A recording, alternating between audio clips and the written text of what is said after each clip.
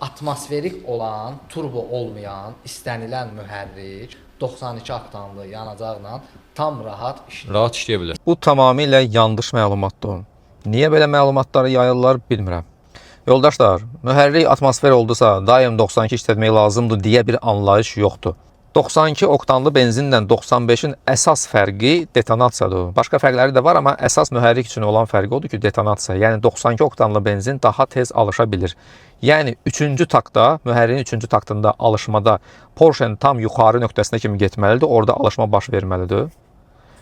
Bu zaman alışma tez baş verir. Yəni Porsche'nin yuxarı nöqtəsinə gedib çatmamış, orada kiçik alışmalar olur, hansı ki Porsche'ni aşağı doğru təzyiqlə itələyir və o da mühərrikdə seslər əmələ gətirir. O eşitmişsiniz, bəziləri deyir o paleslər vurur. Bax, həmən o paleslərin vurması orada alışmaların baş verməsidir. Mühərriyə çox ciddi zərər vura biləcək bir haldır. Bəli, turbinli mühərriklərdə əksər hallarda 95-dən istifadə olunur. Çünki turbinli mühərriklərdə yanma kamerasına hava təzyiqlə vurulur və detonasiya olma halları daha tez-tez rast gəlinə bilər. Şəxsən mənim özümdə atmosfer mühərrikli maşın olub ki, 2006-cı ilin maşını.